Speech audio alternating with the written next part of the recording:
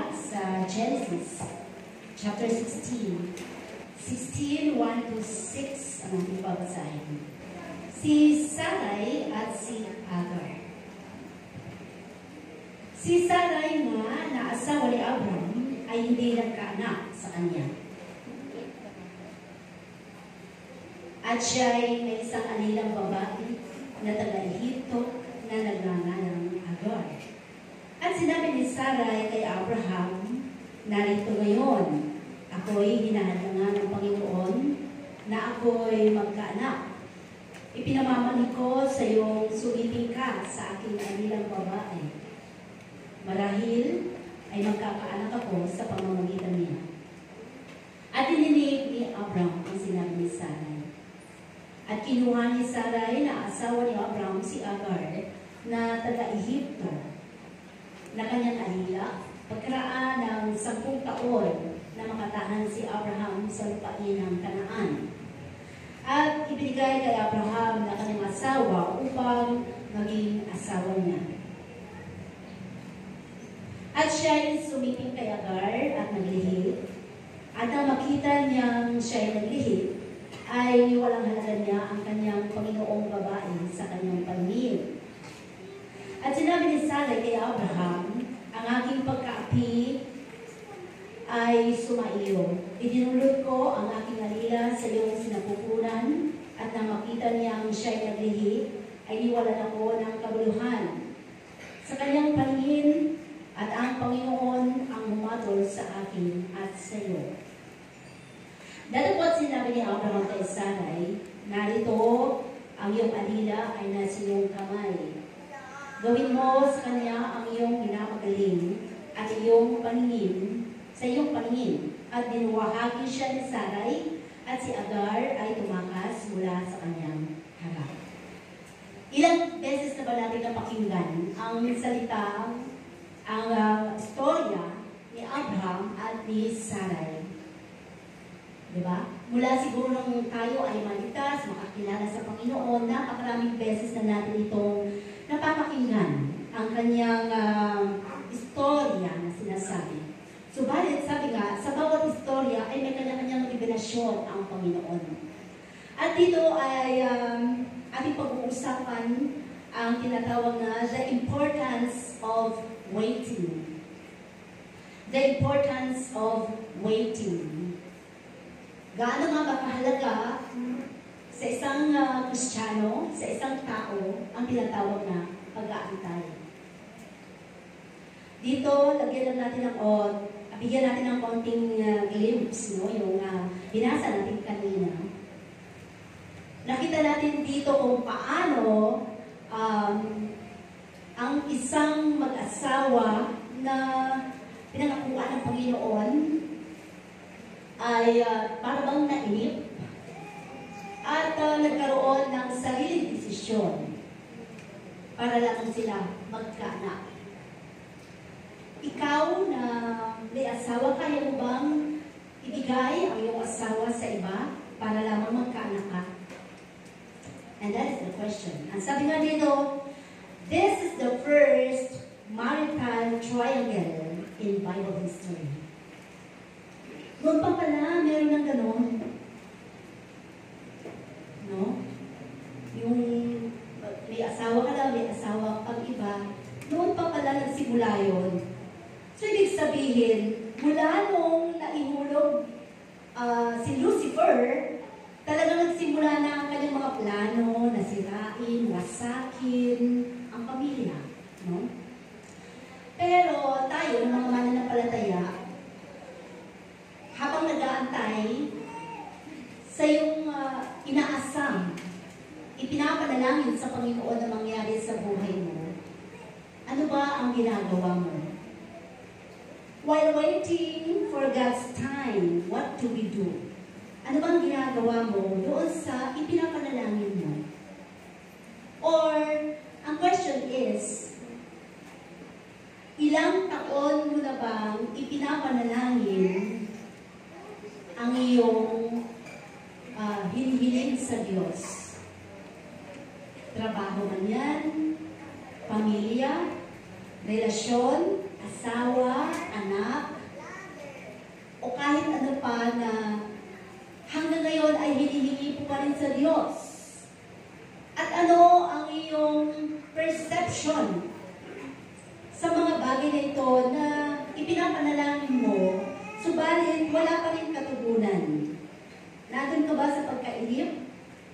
Nandun ka ba sa sitwasyon na may kwestiyon sa Diyos na pinaglilingkuran mo o nakilala mo? Or naandun ka ba sa sitwasyon ng buhay mo na gusto mo nang sumuko at gawin ang ibang opsyon para lang matupad ang desire ng puso mo? Tandaan natin, there is no deadlines in God's promises. Ano bang pinangako ng Diyos sa iyo? Una sa lahat, ang sabi nga, pangako ng Diyos sa atin, nung tayo ay maligtas o makakilala sa Panginoon, ay dadalhin tayo sa langit na bayan. Kaligtasan na siya natin minimithi, kaya tayo naglilingkod, kaya tayo ay nagsusumikap dahil ayaw natin napapahamak ang ating mga kaluluwa. Kaya tayo ay nagkakaroon ng desire na makilala ng lubos ang ating Panginoon upang ang mga plano niya, magagandang plano niya sa buhay natin ay nais natin itong matuklas or tuklasin. Tandaan natin, lahat ng plano ng Panginoon sa atin ay maganda. Nasisira lamang ito dahil sa atin na rin mismo. Or, the other side, gawa ng kaaway. How long elapsed from the time the promise of God was given?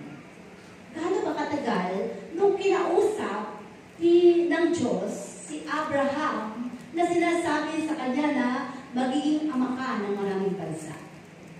Ang sabi ito sa binasa natin sa verse 3, for 10 years, no? Nung nangako ang Diyos kay Abraham, nagkaroon siya ng excitement. Wow, magkakaanak pala kami. Para bang nagkaroon siya ng pag-asa sa buhay na mabubuo ang kanyang pamilya. Pinangako kasi ng Diyos di ba? Pero, nung medyo nagtatagal ang panahon, dumating na yung 3 taon, 5 taon, 6 na taon, 7 taon, 10 taon. Gaano ba katagal yun? Bakit wala pa yung anak? Bakit wala pa yung pinapangako ng Diyos? Ilang taon na ba yung pinapanalangin mo? Na nag-question na tayo sa Diyos, no? Kaya sabi dito, the fulfillment of God's promise looks hopeless. So nagkaroon na ng parang kawalan ng pag-asa sa parte ni Sarai. Kaya sabi niya, para lang yata hindi mangyayari yun. Yung sinabi ng Diyos mo, pero mo, 10 taon na abay, tatanda na tayo, 85 years old ka na. Tapos sabi ng Diyos, ay magkakaanak tayo at magiging ama pa tayo o amaan ng maraming bansa. Paano mangyayari yun? 10 taon na. Baka mamatay na lang tayo, wala pa. Misa sa buhay natin, parang sinasabi natin, akala mo ba kapag naglingkod ka sa Panginoon ay aayos ang buhay ko? Pag naglingkod ka sa Panginoon ay sinasabing, pagpapalain ako.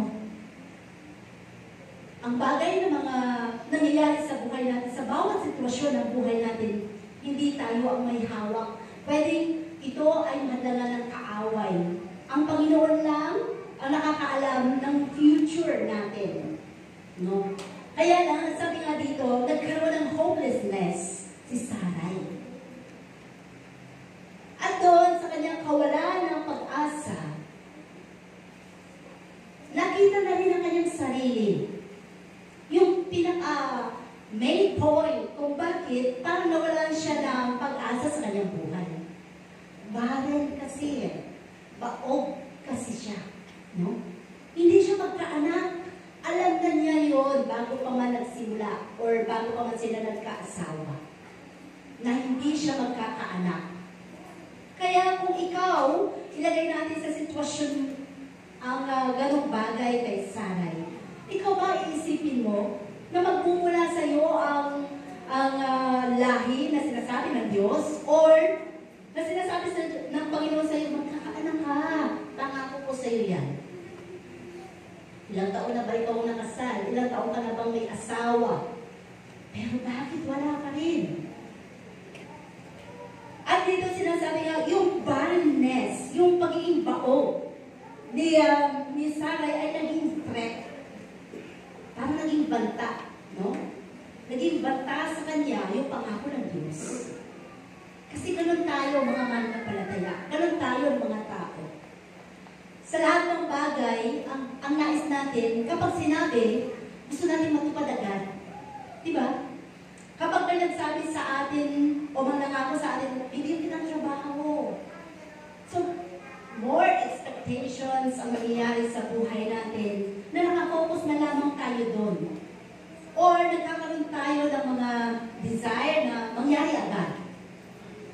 Ang mga sitwasyon na gusto natin ay nakikita natin agad yung mga gusto natin mangyari sa buhay natin.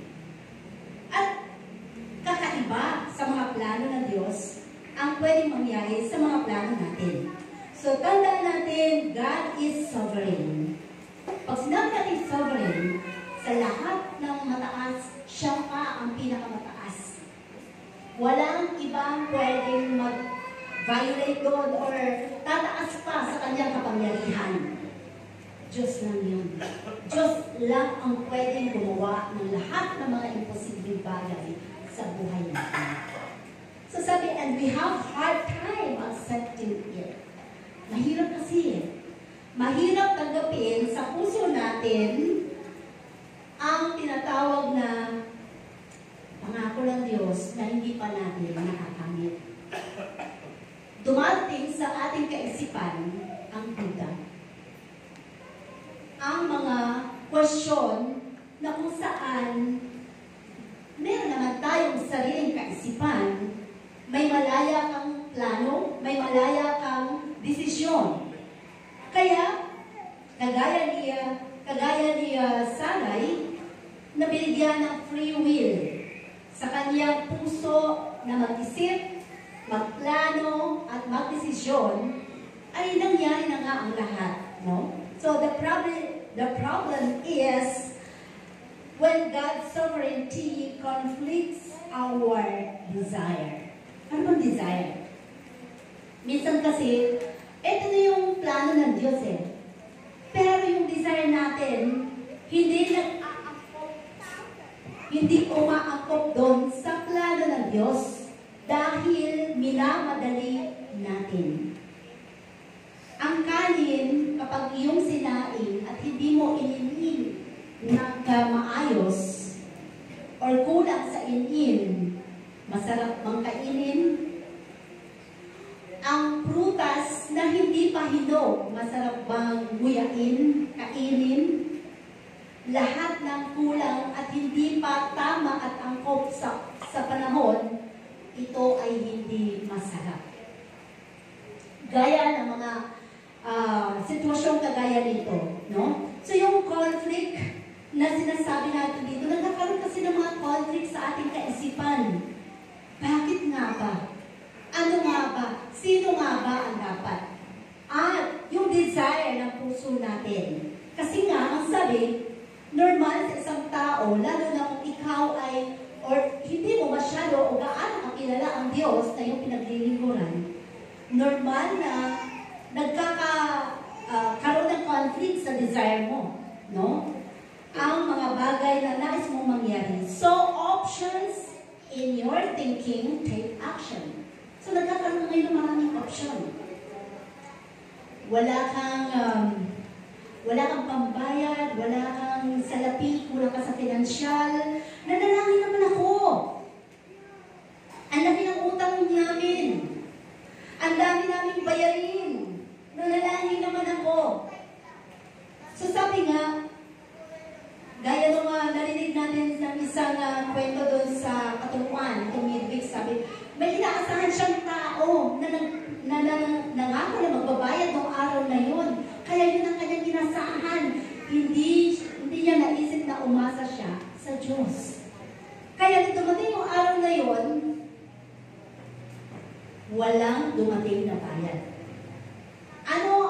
pakiramdam mo kapag yung inaasahan mo sa buhay mo ay hindi nangyayari? Disappointments, di ba?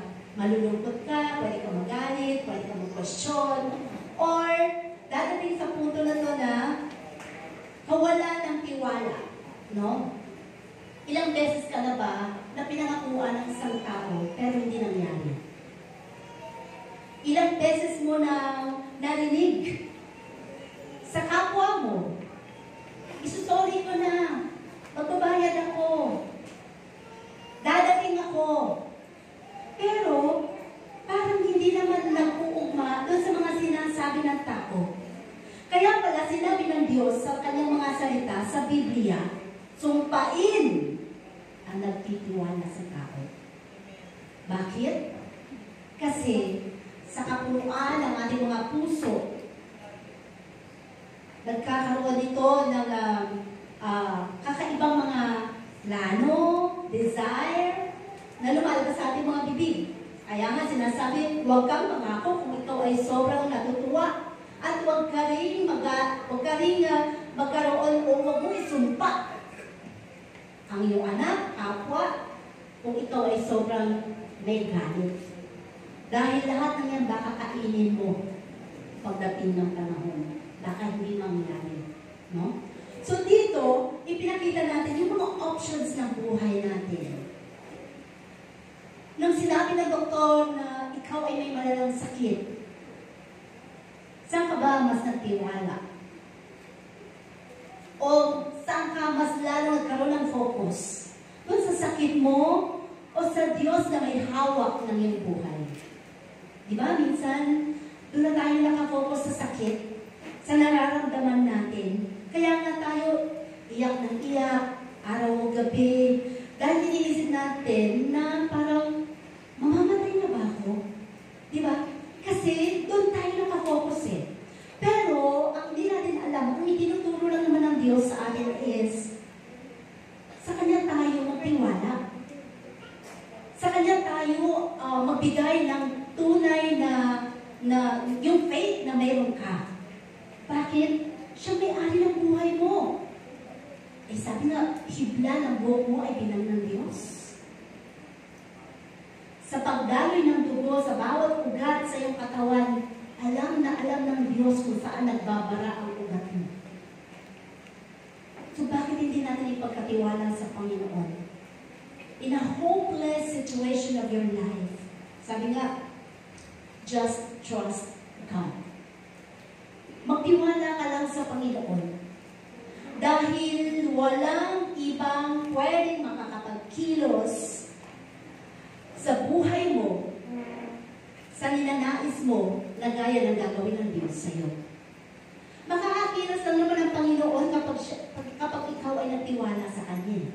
Pero kapag pinangunahan mo na siya, may mga bagay ka nang dadanasin na hindi na control ng Panginoon dahil ikaw mismo ang nag-control sa buhay mo.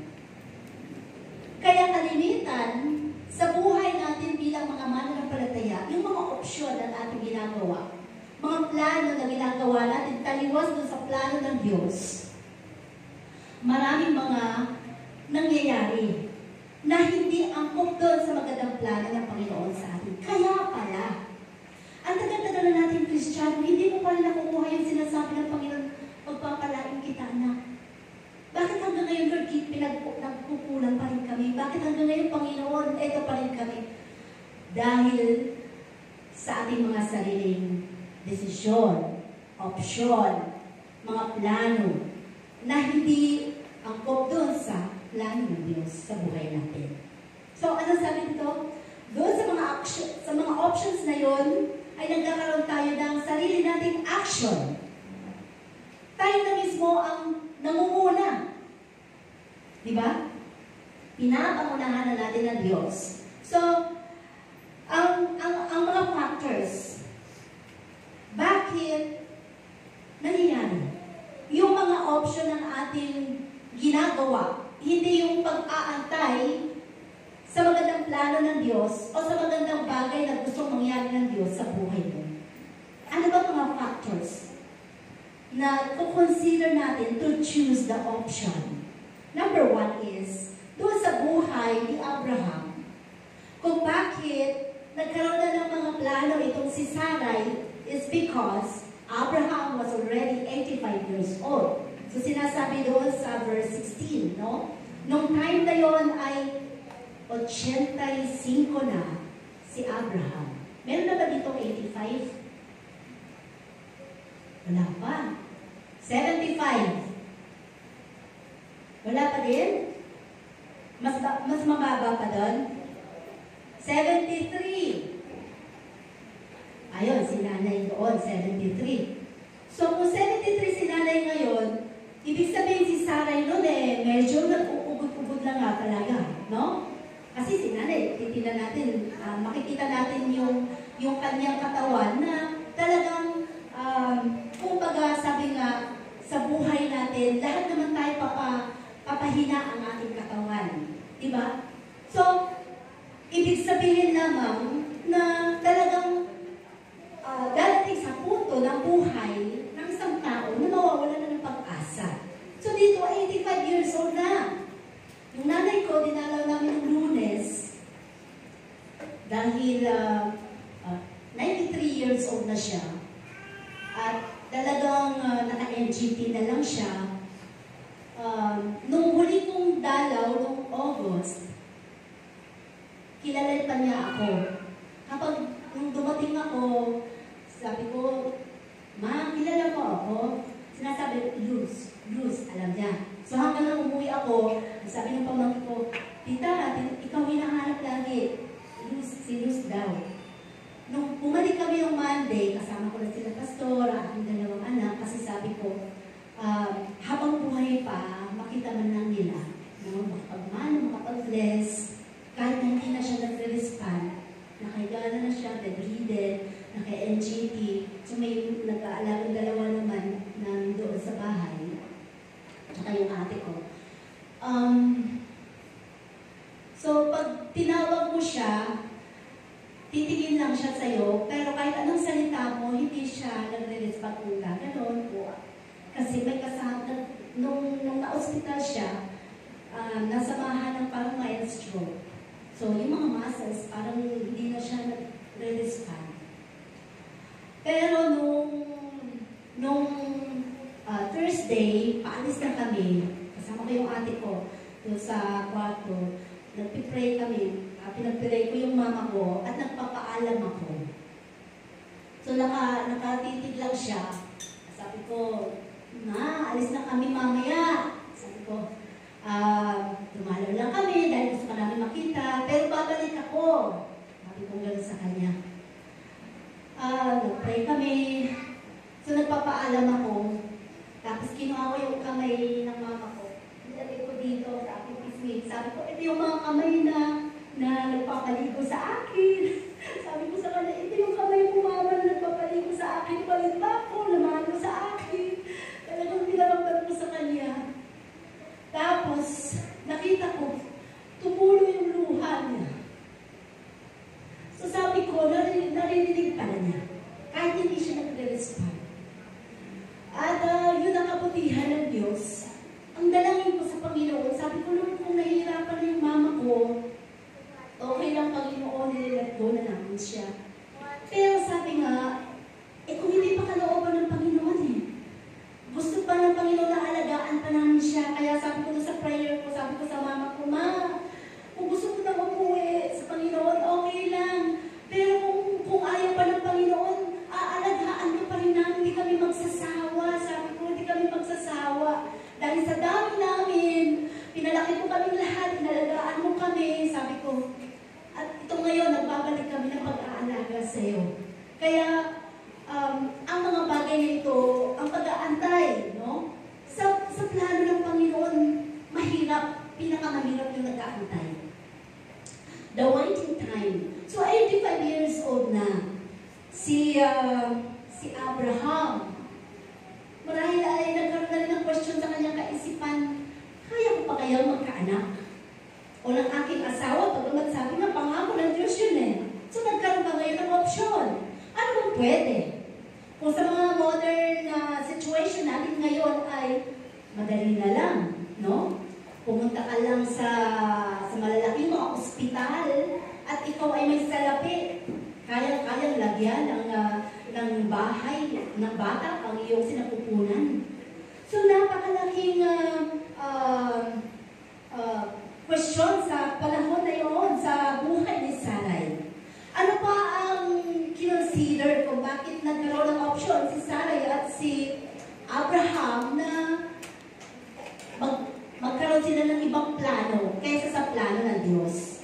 So sabi nga, he waited 10 long years para ma-fulfill yung promise na yon. 10 taon na pinangako ng Diyos. Diba? 10 taon na pinangako ng Diyos sa kanyang buhay. Pero bakit wala pa rin? Kayo ba nagsasawa? Nagsasawa na doon sa pag-antay sa inyong panalangin? Lord, ilang taon na itong pinapanalangin ko ang aking anak, ang aking pamilya na maligtas. Bakit hanggang ngayon ako pa rin ang naglilingkod? Pero sabi nga, kung sinabi ng Panginoon sa aklat ng gawa, kung ikaw ay kumilala sa akin, maglingkod sa akin, ililigtas ko ang iyong pamilya. Bakit kailangan pagsawaan? Ang pangako ng Diyos na yon matutupad. Kung ilang taon pa man ang aantayin mo, huwag mo lang ilagay sa kaisipan mo kung ano ang mga oras at panahon na kailan na gusto mo. Sa panahon na gusto ng Diyos, matutupad yun. Nangyari na ang maraming pagkakataon na yung mga nanalangin na matupad ang kaligtasan ng kanilang pamilya, nung namatay sila, doon pala naligtas yung kanilang mga anak, pamilya, asawa. At yung mga bagay na hindi pala tupad doon pala sa mga apo, doon pala naligtas. Kasi pag sinabi ng Panginoon, mangyayari yun. Hindi sa panahon at takdang panahon na gusto natin. Gusto ko na siyang makasama, Lord. Kailangan may patunayan ka sa Panginoon. Maglingkod ka lang. Tuloy ka lang. Kung ikaw ay titigil, ibig sabihin, may motibo ka lang.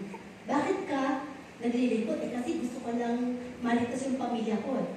Lalo hindi tutugon ang Panginoon. Bakit ka naglilingkod? Gusto ko kasi magkaanak Hindi ganun. Bakit ka nagsasayaw dyan? Gusto ko lang kasi magkaanak May mga motibo. Yan ang ayaw ng Diyos. Dahil ang pangako ng Panginoon, alam nyo, sabi nga, ang Panginoon ay tumutugon doon sa panahon ng mga pangako ng Diyos na parang nakalimutan mo na yun.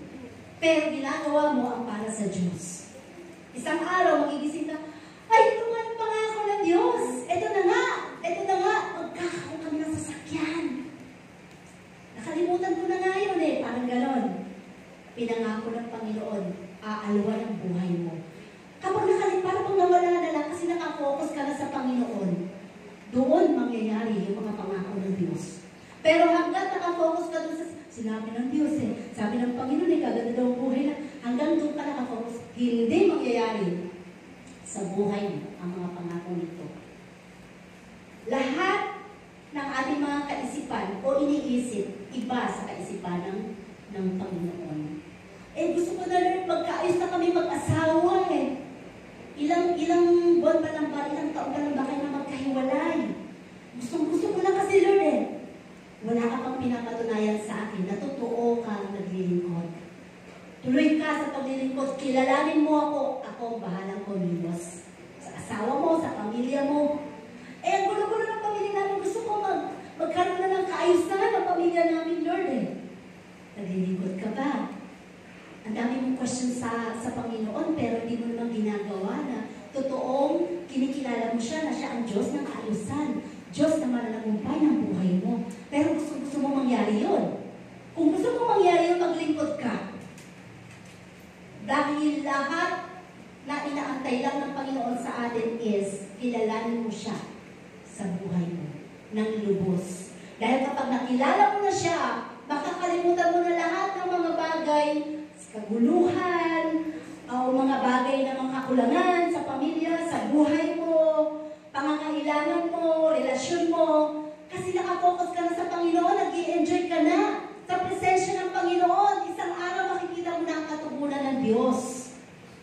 Ganon ang Panginoon kapag tumugon. Dapat ma-enjoy mo muna.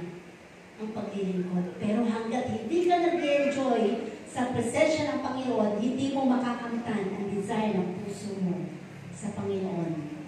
No? Sabi nga natin, sa isang trabaho man din, hanggat doon ka lang nakatingin sa sinasahod mo, doon ka lang nakatingin sa mga bagay na benepisyo mo, pero hindi ka naman nag-i-enjoy sa trabaho mo, lagi kang may stress. Lagi kang may mga bagay na daladalang mabigat. Pero, sa isang sitwasyon, sa isang banda ng buhay mo, gaano man kahirap ang trabaho mo, gaano man kaliit ang kinikita mo, negosyo man to, trabaho man to, pinagkakakitaan mo, kahit na para bang hirap na hirap ka, pero nag-i-enjoy ka. Yun ang isang masarap sa punto ng buhay natin, na talagang sinasamahan ka ng kapangyarihan ng Diyos. Na-i-enjoy mo siya. At doon, lalo kang i-bless ng Panginoon. Ganon ang Diyos. No? Mainipin kasi ang mga Kristiyano. Mainipin kasi ang mga tao. Gusto pagpalain agad. Gusto makita agad yung mga bagay na makamtan sa kanilang mga buhay. And number 3, na factors na kinonsidera ng mag-asawa is, sabi dito, the suggestion came from someone he loved. Sino ba yun? Sinuggest kasi ni Sarah eh. Abay, di ba may katulong tayo? Sabi ni Sarah. May katulong tayo dyan. Eh, wala namang alam yan eh. Sige, sipingan mo na nga lang yan para magkaanak tayo. Para matupad na yung gusto ng Panginoon sa atin. Minsan ganun tayo, hindi ba? Gusto natin tulungan ang Diyos na mangyari agad. So gumagawa tayo ng sarili nating plano na akala natin, yun ang tama sa harapan ng Diyos. Minamadali natin, no? Na naniniwala ka, baka ito yung plano ng Panginoon. Baka ito yung kalooban ng Diyos. Ang tagal-tagal mo na dyan sa trabaho mo, napakaliit ang sahod mo, hindi ka pa mag-abroad ka kaya. Marami ka pa rin i-consider, lalo kung Kristiyano ka. Diba? Titignan mo at hahanapin mo, may church ba doon? Lalago ba ako doon? Baka makalimutan ko lang ang Panginoon, kaya pala hindi ka na-aprobahan eh. Kasi mas alam ng Diyos, mapapahamak ka lang doon.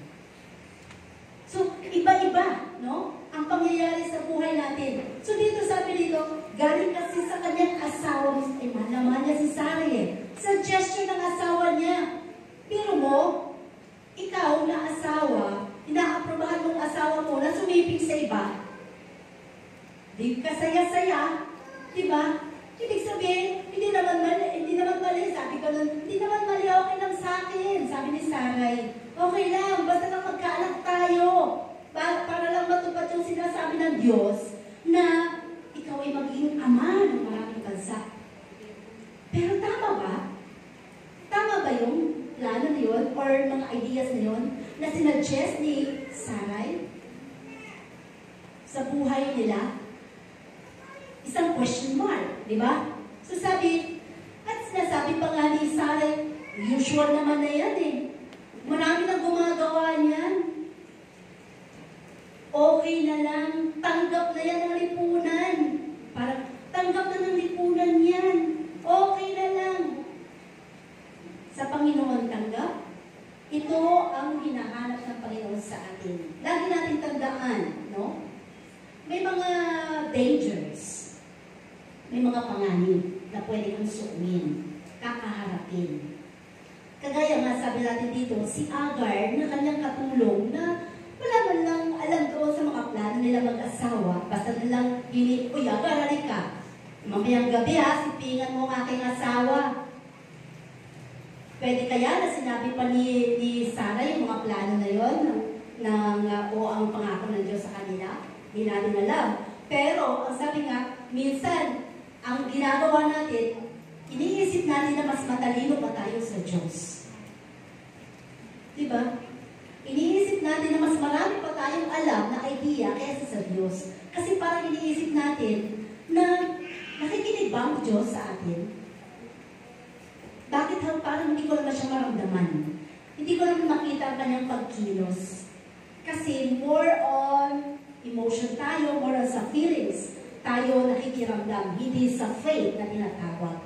So, sabi nga dito, not waiting God's time ay magkakaroon sa'yo will cause you to blame God for your situation. Yun minsan ang nangyayari. No? Doon natin na ilalagay sa ating mga sarili na parang magbiniblame mo na ang Panginoon sa nangyayari sa buhay. Bakit Lord, ito kahirap ang buhay namin? Eh, sino bang pumili ng asawa mo? Ang Diyos ba? Ikaw, di ba?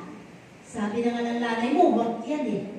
Pinaglaban mo, eh sabi mo, umiikot ang mundo ang mundo mo sa Kanya. O ngayon, umikot-ikot na ang mga pinggan at plato, lumipad pa. Diba? Ngayon, sino ang pupunta ka na kay nanay, iiyak-iyak ka na, kasi may problema na. Pero noon, nung pinagsasabihan ka, katigas ng ulo, diba? Yung sarili nating mga plano, ang gusto nating mangyari. Akala kasi ganun kasarap ang mag-asawa. O, diba? Sa una lang yan. Yan ang ibig sabihin natin.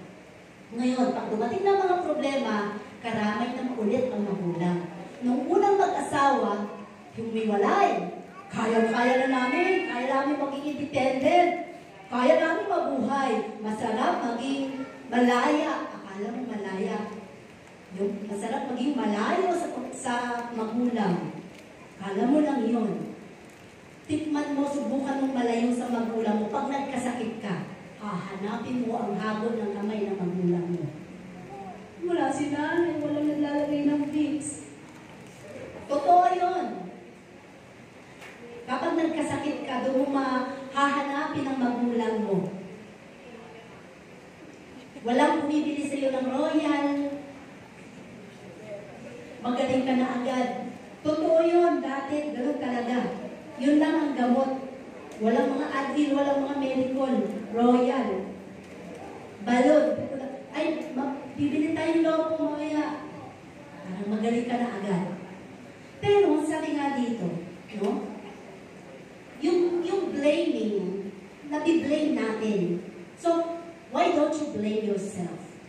Minsan tayo nagdidesisyon, tayo gumagawa sa ating mga sarili, mga plano sa buhay. Ito ang nagpapahamak pala sa atin. Samantalang, nung nagplano ka, hindi mo sinama ang Diyos. Pero nung eto na yung kapahamakan, danger na, ngayon, tatanong ka na, nagagalit ka na sa Diyos sa nangyayari sa buhay mo. Isa kang Kristiyano na dapat punong-puno na pag-asa, karunungan mula sa Panginoon. Huwag kang mawala ng pag-asa. Dahil sa Diyos, laging merong second chances. Pero, may papatunayan ka muna sa Panginoon. Baka kasi, nakalimot ka lang. Alam nyo, wala nang ibang pinakamahusay, magaling, na naglilingkod sa Panginoon ng panahon dito sa Biblia, kundi ang mga taga-Efeso, the Ephesians, mga taga-Efeso, the Ephesian Church. Yung mga bagay na, ay may Bible study doon, Bible study tayo, ay may mga overnight tayo, may mga bahay-bahay tayo, walang sinusukuhan ng mga taga-Efeso. Napakasipag nila. As in talaga. Kahit na hindi na sila makakain, may fasting, lahat. Ginagawa ng mga taga-Efeso. Diba 7 churches yon? Sila ang nasa una, nasa top 1 ng mga churches. Talagang napakasipag na hindi mo matatawaran. Subalit, bakit nagalit sa kanila ang Diyos? Nakalimutan nila ang kanilang first love. Sino ba yung first love mo? Ang Panginoon. Akala nila, yung ginagawa nilang paglilingkod, matutuwa ang Diyos sa atin. Yung pala, pang sarili na nila. Sarili nilang effort, gusto lang nila. Akala natin minsan sa paglilingkod, makarami lang tayo. Ay, ang dami kong mga sinusulat, ang dami kong mga take down notes, ang dami kong pinapakinggan, ang dami kong inaatinan, ang dami kong pinupuntahan ng mga churches, ang dami kong kakilala mga pastors na talagang ang dami-daming nag-counsel sa amin. Pero baka nakalimutan mo. May nabago ba? Ang heart ang pinakamahalaga. Balik ka sa first love mo. Baka mamaya akala mo lang pag nakarami ka, iatuwa sa iyo ang Panginoon. Tingnan mo kung sino ang tunay na nangangalaga ng puso mo. Ang Panginoon yun. Hindi sa dami ng inaatinan mo ang mga Bible studies or ano pa man. Hindi sa anumang bagay na ginagawa natin. Liban doon sa relasyon mo sa Panginoon na siya lang nakakilala sa iyo. Sabi nga, kahit isang verse lang na pinanghahawakan mo, kung ito ay nakatulong sa iyo para magbago ka, maaaring yan pa makapagdala sa iyo sa langit ng bayan. Aanin mo yung 1,000 verses. Alam mo, ay alam ko yan. Ay alam ko to. Ang dami kong alam sa Biblia, mula Genesis hanggang Revelation. Lahat ng yun, may nabago ba sa iyo? Puro lang pala kaalaman sa kaisipan mo. Pero sabi nga, ang Panginoon hinahanap yung first love. Ang Diyos na nagligtas sa iyo. Maglingkod ka. Sa ngayon, di ba? Masyado na ngayong parang high-tech na tayo ngayon. Di ba? Kahit sa mga television, makikita mo, ang lahat halos na mga gawain ng Panginoon, online, lahat yun. Tinuturuan na maging tamad ang mga Kristiyano na huwag nang pumunta sa church. Sige, online na lang tayo. Lahat yun, di ba? Mga bagay na nagtuturo para mawala ang faith. Sa bagay, sayang din yung pamasahe. Dito na lang, may online naman eh. Sa bagay, sayang din yung oras ko. Habang naglalaba ako, pwede ako makapag-online. Pero hindi yun ang hinahanap ng Diyos eh. Ang sabi, hinahanap ang iyong mukha ng Diyos sa kanyang presensya. And that is faith. Yun ang hinahanap ng Panginoon. Bakit kailangan mong sayang din yung pamasahe, ang taas-taas ng mga gasolina na ngayon? Bakit? Sino kayang mag-provide sa iyo? Ang Panginoon. Kayang i-provide ng Diyos. Huwag mong limitahan ang Panginoon sa lahat ng mga pangangailangan mo dahil kayang ibigay sa iyo ng Panginoon ko. So dito, sinasabi nga natin, that is the danger, no? Huwag natin i-blame ang Panginoon sa mga pangyayari sa ating buhay, sa sitwasyon natin sa buhay. I-blame mo sarili mo. Tanungin mo ang Panginoon, saan ba ako nagkulang? Saan ba ako kailangan bumalik, Panginoon? Saan ba ako dapat or magsimula para makabalik ako sa iyo, Lord? Para maging maayos ang buhay ko. Diba?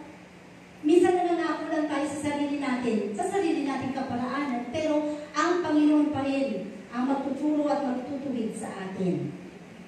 At sabi nga dito, your impatience will cause you to blame God. Ganon minsan, pagiging impatience natin, sino dito yung mainipin? Ay, usapan tayo, alas 5 ha. Pag alas 5, Jis, wala pa kayo. Bahala kayo. Basta usapan kasi alas 5. Minsan kasi, bilang isang Kristiyano, kailangan malawak ang unawa mo. O may mga tao talaga na mabagal kumilos, may mga tao talaga na paatay-atay, pero dito pala tayo, tinuturuan ng Diyos, maging mapagpasensya. Paano mag-antay sa mga tao hindi ka pasipasensya? And that is a Christian life. Kasi, ikaw pala yung dinidevelop ng Panginoon. Yung character mo. Para ikaw ay maging mapagpasensya. Dahil isa yun sa mga bunga ng banal na Espiritu. Hindi siya. Ikaw ang tinuturuan ng Panginoon. No? So sabi dito, dyan minsan natin, nabiblame ang Panginoon because of our impatience. Sa ating kakulangan sa pagiging mapagpasensya, mainipin, ang dami nating question. Eh dapat ganito, Kasi iba ang personalidad mo sa personalidad ng ibang tao. Hindi natin maikukumpara yun.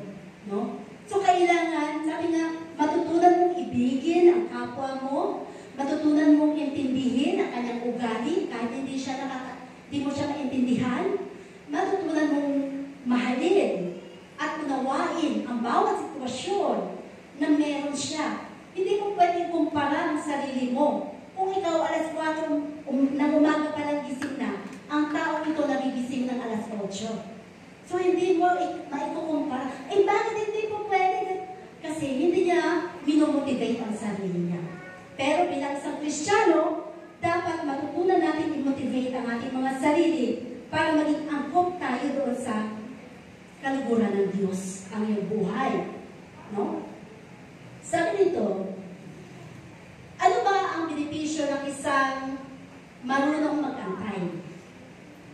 Sino dito ang nag-antay ng kung ilang taon bago siya nag-asawa? Ano ba? 10 years. Ang tagal naman ako pakasalan. 2 years na kami. 1 year na kami. 6 months na kami. Hindi pa nagpo-propose. Wala pang sing-sing. Parang gano'n. Yung pag-aantay, di ba? Sabi dito, waiting increases your faith. No? Yung pag-aantay mo sa isang bagay na dinidesire mo, doon pala mo masasabi na i-increase ang faith mo. Kasi lumalawak ang unawa mo, naiintindihan mo ang sitwasyon, ang kapaligiran mo, higit sa lahat, unti-unting nagmamature ka na pala. No? Sinabi yun, di ba? Sa Isaiah 40 verse 31, di ba? And yung mga nag-aantay sa Panginoon, they shall renew their strength. Sabi doon, di ba? So, ibig sabihin, may panibagong lakas. Kung ikaw ay marunong mag-antay sa Panginoon. So, reasons why we cannot wait the right time of God. Ano ba ang mga rason? Bakit hindi mo kaya mag-antay? Bakit ba may mainiping tao? Diba? Sino ba dito nung maliit siya pag pumunta sa mall o may pinuntahan, nagkakasal siya pag hindi siya nabilahan ng laruan? Diba? Yung mga ganun. Yung parang impatience. Masyadong gusto niya, hawak niya agad. Yung mga gusto niyang mangyari sa buhay niya. No, sabi dito, the reasons why we cannot wait the right time of God is you do not know what God's way is. Hindi mo alam kung ano yung mga plano ng Diyos. Hindi mo kasi siya kilala hindi ka naman nakakapagbasa ng salita ng Diyos. Minsan ka lang naman lumuhod at manalangin. Wala kang devotion time.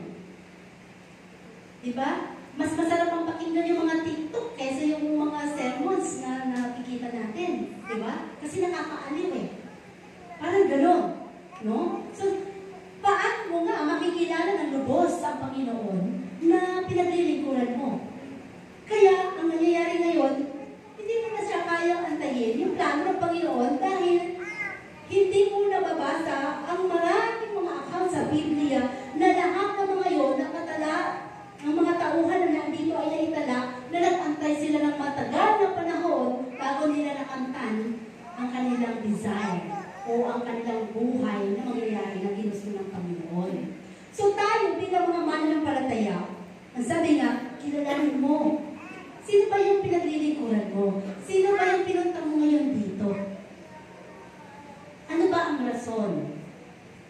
Para lang ba masabi na because this is a Sunday?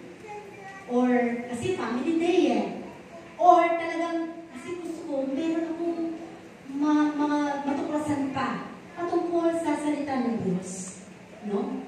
So, sabi, lack of close walk with God. So, kailangan tayo ng mga mananampalataya pagsumikapan natin na tuklasin yung mga salita ng Diyos na nagiging buhay sa atin. Kasi I believe tayo na mga Kristiyano, ramdam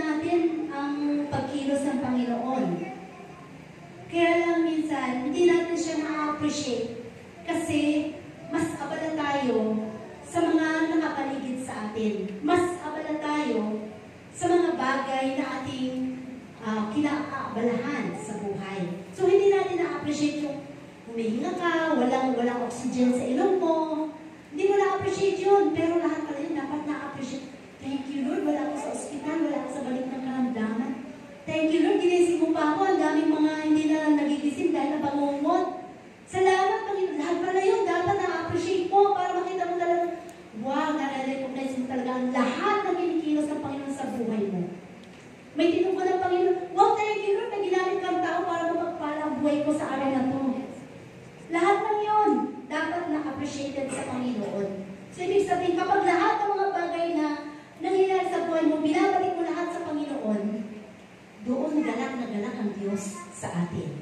No? So sabi dito, number 2 na reasons why we cannot wait the right time of God is faith in the visible. Kasi gusto nga natin, sabi ko nga kanina, gusto natin lagi nakikita na agad yung mga mangyayari sa buhay natin, sa future natin. Tanda natin kaya nga future sa mga darating pa lang. Pero pag susumikapan mong harapin yun kung ano bang meron doon. No? Huwag mong unahan ng Panginoon. Sumunod ka lang. Just follow the flow. Sundan mo lang. Maglilingkod ka sa Panginoon, lingkod ka lang sa Panginoon. Tuloy lang sa Panginoon. Kahit na anong sitwasyon ng buhay, punong-puno ng problema, punong-puno ng kaguluhan sa pamilya, may mga nag-aaway sa mga magkakapatid, o may problema sa pinansyal, may mga sakit o karamdaman, tuloy ka lang. Huwag mong maging dahilan lahat yun. Dahil doon malulugod ang Diyos sa'yo. Kapag kaya mo siyang ipaglaban sa kabila ng mga sitwasyon na parang hindi mo control, kundi ang Diyos lang ang may control sa lahat ng ito. And sometimes, sabi dito, the best thing that we want to happen is far from what you expected. Totoo naman talaga na minsan ito yung dinidesire mo. Bakit hindi nangyari? Hindi nagkaroon ng tama doon sa... Ito yung gusto ko mangyari pero hindi nangyari. Dahil plano mo lang yan. Ngayon, ang dating is failure. Disappointments. And, ang sabi nga, ano na ngayon ang magiging action mo doon sa mga ninanais mo na hindi natupad, nangyari. Magagalit ka ba? Or mawawalan ka na ng pag-asa? Or, ang sabi nga, kalimitang word is, mapupunta ka na sa depression. Kasi, hindi nag-meet yung inaakala mo, yung bagay na gusto mong mangyari sa buhay mo. Ang lagi natin tandaan, kung kilala mo ang Panginoon, yung mga ina-expect mo na mangyari sa buhay mo, gagawin ng Diyos yun sa'yo. Kapag napatunayan niya, ikaw ay tunay na naglilingkod sa Kanya. Gaya ng buhay ni Samson. Samson's life is a wasted life. Bakit? Nakita naman natin na kung paano pinagkatiwalaan ng Diyos si Samson, yung lakas niya, dahil sa pagkilala sa Panginoon, talagang pinagkatiwalaan ng Panginoon. Ang dami niyang pinanalong laban, no? Talagang natanyag, kaya nga naisulat ang kanyang pangalan sa Biblia. Pero, pinapatunayan lang din dito na kahit sila ay mga tauhan sa Biblia na ginamit ng Diyos, pinapakita lang din na lahat ay may kahinaan. Walang ibang perfect talaga, kundi ang Panginoon lang. Kaya natin pa rin, bakit ganun siya? Pastor pa naman siya. Bakit ganun yung leader yun, diba? Ba't ganun ang ugali niya? Lahat nga tayo may kahinaan. So, ang sabi dito,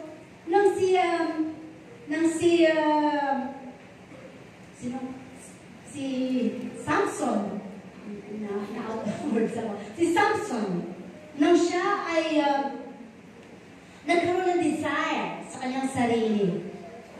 Parang gusto ko namang maging masaya sa buhay. Binawalan ng magulang, anak, hindi natin ka mananampalataya yan. Iba ang ugali niyan. Ang pamilya niyan, lahat ng mga aswang. Ang pamilya niyan, mga lahat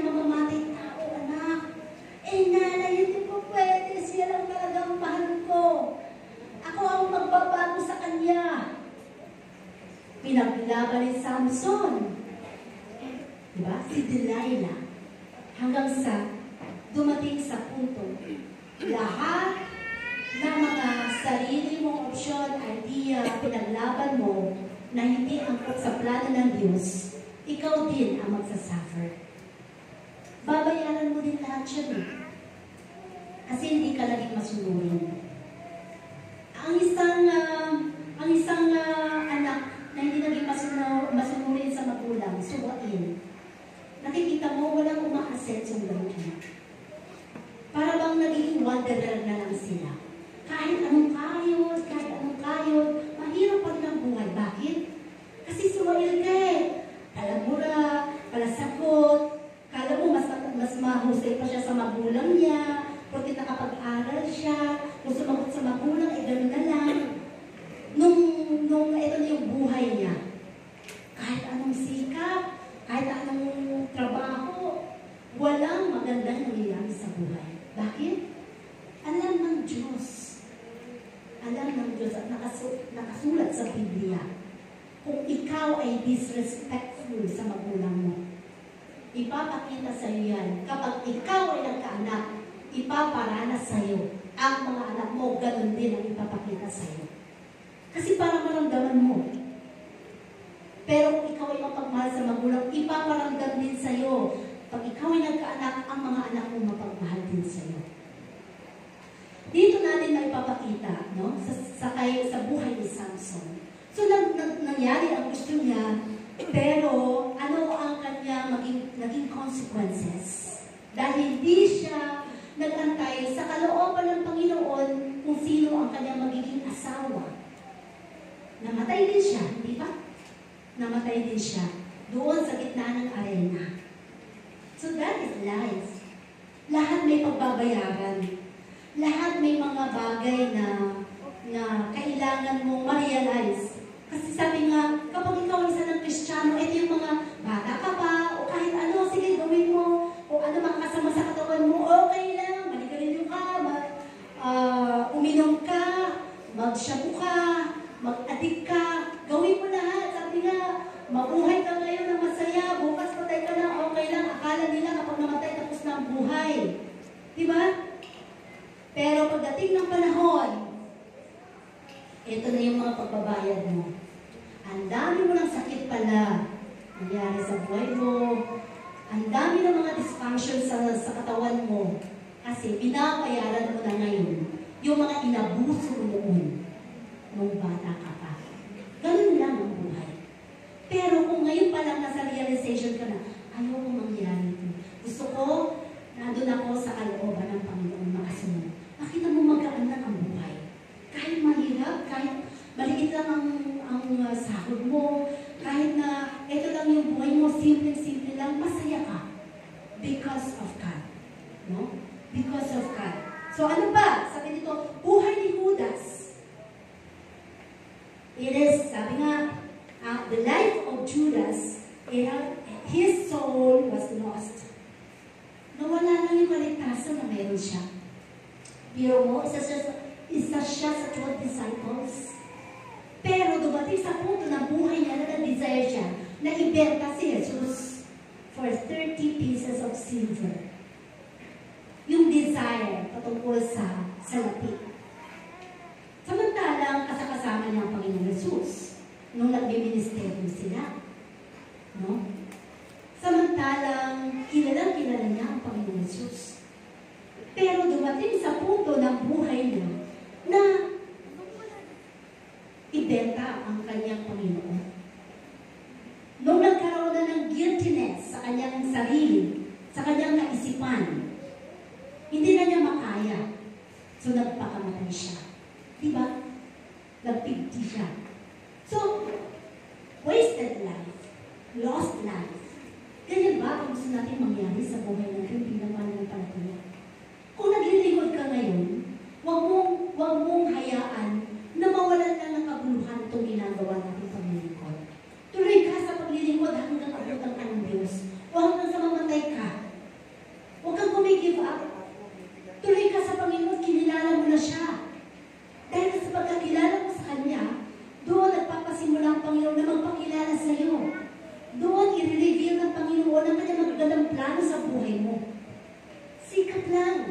Lingkod lang. Yun ang gusto ng Panginoon sa atin. So what are the high price of human solutions? Ano ba ang mga consequences, ibig sabihin? Kapag lagi natin pinapangunahan ng Diyos, lagi natin pinuunahan yung mga plano natin ng Panginoon sa buhay natin. Number one is consequences or high price, kabayaran, no? Ng mga human solutions natin. Number one is disharmony in the household. Karoon ng kaguluhan sa kanilang tahanan. Siyempre, anong nangyari dito? Ang sabi doon sa 4 to 6, verse 4 to 6, abay, naglihili na si Agar, na pinasipingan ni Sarai. Sa pagkakalihin niya ng iyon, nagkaroon na siya ng pride. Hoy, ako nang reyna dito. Ikaw, wala ka man lang kakayanan. Walang anak si Abraham sa'yo, sa akin siya may anak. Ako ngayon ang magmamando sa'yo. Ako ngayon ang reyna dito sa bahay mo. Hindi na ako alila. May karapatan na ako. May magmamana na sa pangalan ni Abraham. Abay, nagalit na ngayon si Sarai. Aba, katulong mo lang ah. Dahil yung tusutusan ko lang. Abay ngayon kahit sipain mo sa higala, ayaw tumayo. Parang gano'n, di ba? Kasi reyna na raw siya. Siya na lang may karapatan dito sa bahay. Ay, ako ang kanyang amo ah. Nagkaroon na ng pride. No? So, nagkaroon ng disharmony. Minsan may mga kaguluhan, ginugulo ng kaaway ang ating tahanan. Tingnan natin, ano bang ugat? Saan ba nanggagaling? Bakit merong ganon? Question natin sarili natin, lalo na kung tayo mga Kristiyano. Baka may mga bagay sa buhay natin na, may karakter pa pala akong ganito, may pusit pa pala akong karakter, dapat ako magpakumbaba, dapat ako umunawa, kasi Kristiyano na ako. Dapat ako magpatawad. Ito, kapatid ko na ito, kabusit-busit, dapat unawain ko. Mahalin ko na lang po. Dahil gusto ko siya maligtas din. Parang gano'n. Parang walang disharmony. No? Iyon ang pinakamahalaga.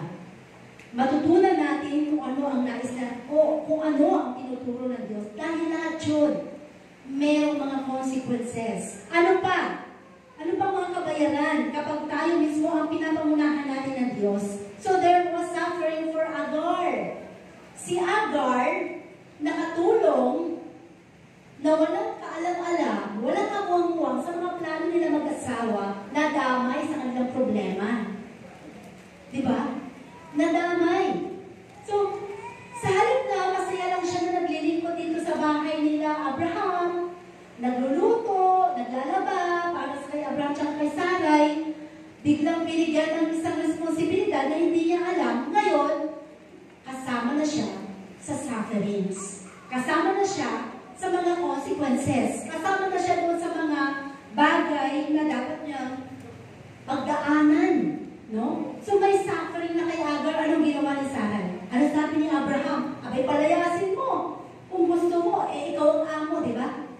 Kung anong plano mo, total ikaw ang nagplano na siya ay magkaanak ako sa kanya, di gawin mo kung anong gusto mo. Total, ikaw naman ang umuna. So, pinalayas si Agar. Naging wanderer ngayon si Agar sa kabundukan. Doon sa tabing ilog, umiiyak, nakita siya ng anghel ng Panginoon, kinausap siya ng anghel ng Panginoon, no?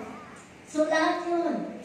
Minsan, yung tayo sa sitwasyon natin, minsan tayo ay mga inosente, pero nadadamay ka.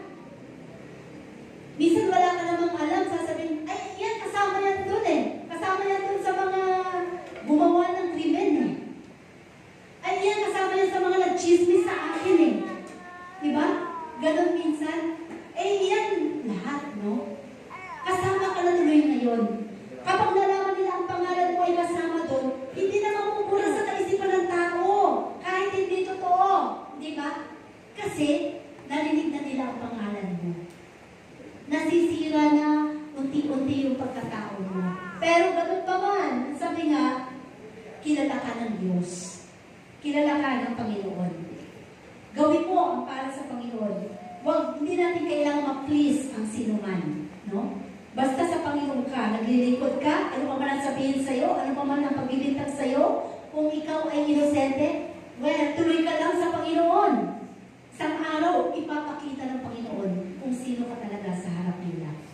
And number 3, sabi dito, the consequence is disharmony among descendants. Sa verse 12, no?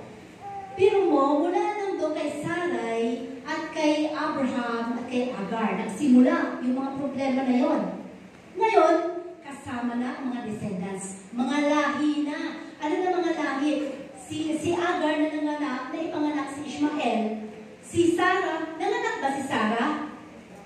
Yes, natupad yung pangako ng Diyos kay Sarah. Kaya nga nagkaroon ng Isaac eh. Diba? Si Isaac na ipanganak ni Sarah. Sabi nga natin, kahit mamamatay na si Sarah, tutuparin ng Diyos yun. Magkakaanak pa rin siya dahil walang imposible sa Diyos. So nagkaanak siya. Si Isaac, naging descendants o naging lahi niya ang mga Hudyo, mga Israelita.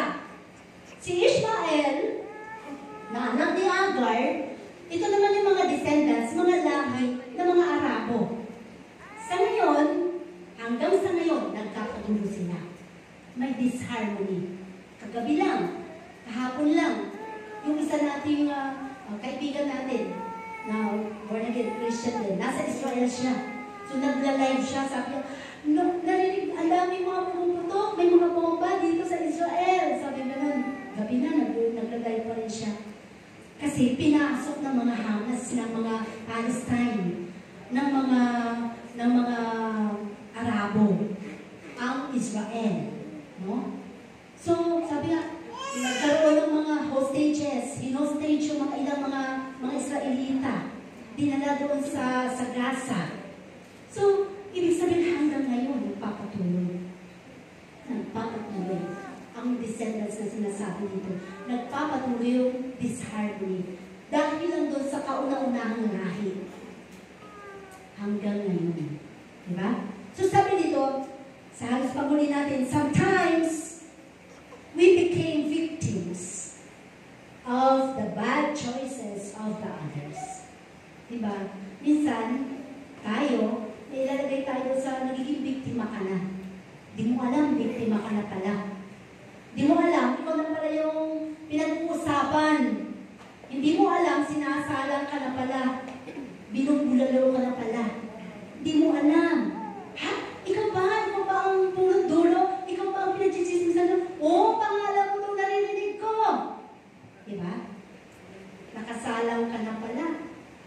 Nagiging biktima tayo. Because of our trust in some people. Minsan, kasi sobrang tiwala natin sa ating kapwa.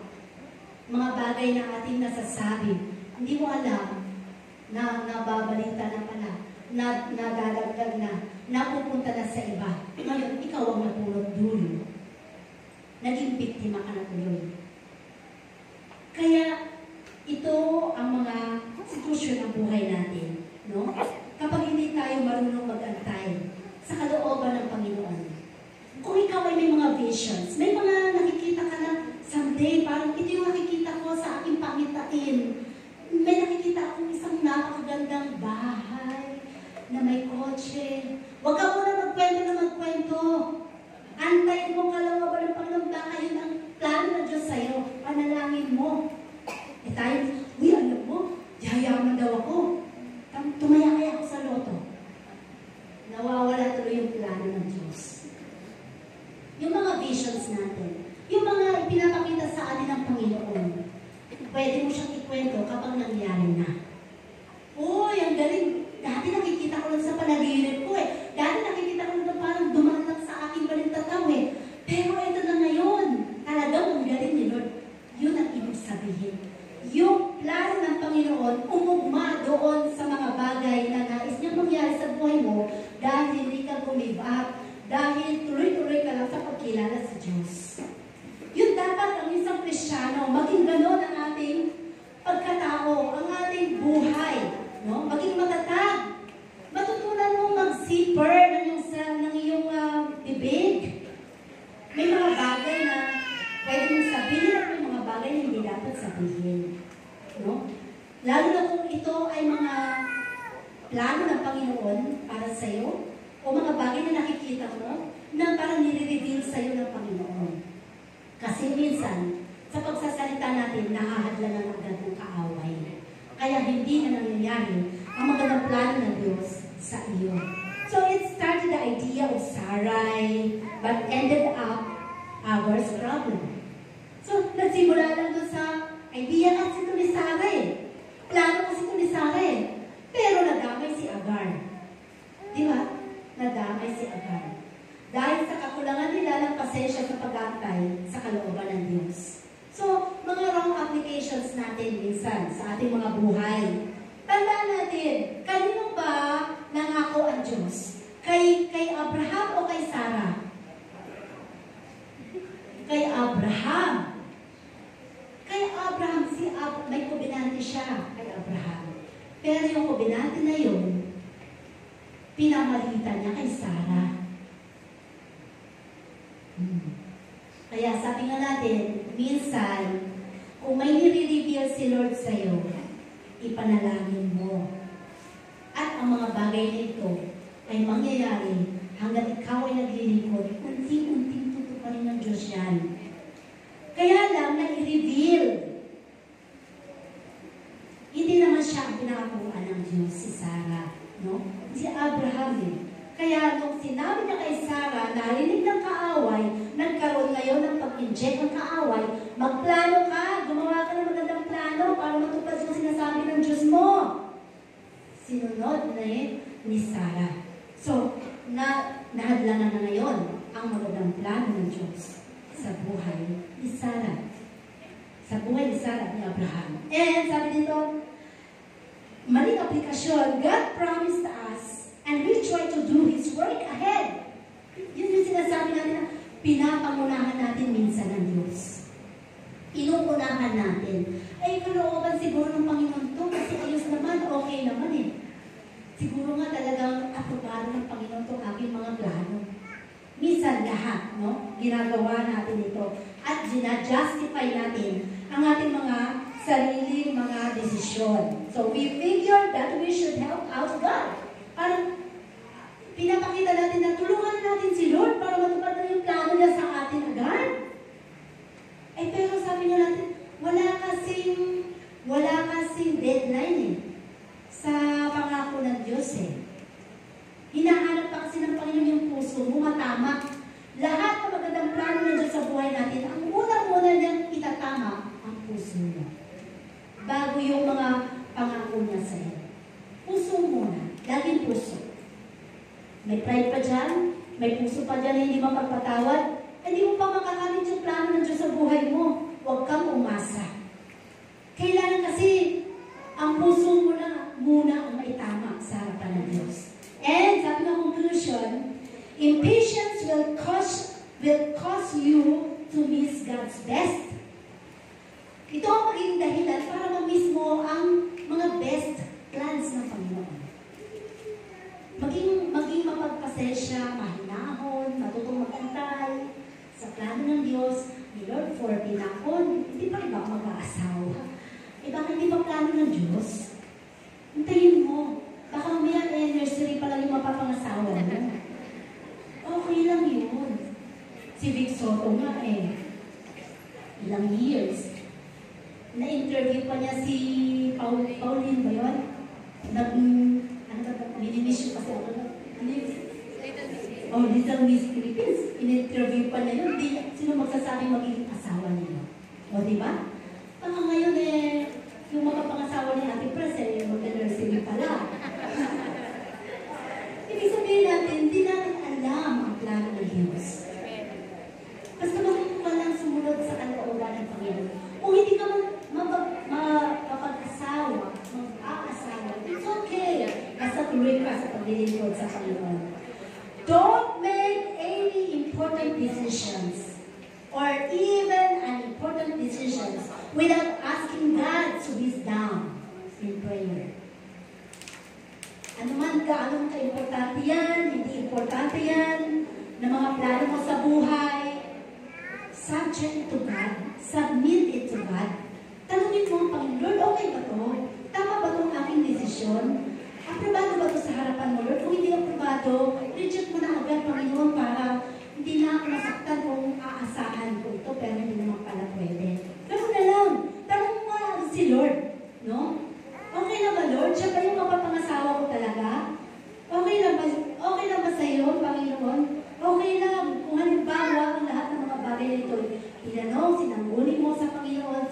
sino na mag-a-approve?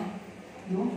Pero papagunahan mo, ang dami ng mga nag-warning sa'yo, ay, anak, ako, ano yan, basagulero yan, ganito yan, hindi naman Kristiyano yan. Sige, tuloy ka pa rin, mahal ko siya, babaguhin ko siya, Kristiyano ko, dadalhin ko siya. Sa sarili mo kaparaan, hindi mo nilagay. Disharmony. Kasi, sabi nga natin, laging may consequence. And the last, sabi nito, learn to wait on God and not to take matters in your own hands. Learn to wait. Matutunan mo mag-antay. Antayin mo. Dahil sa pag-aantay, nadidevelop ang iyong patience. Sa pag-aantay, nadidevelop ang paglago mo sa buhay spiritual.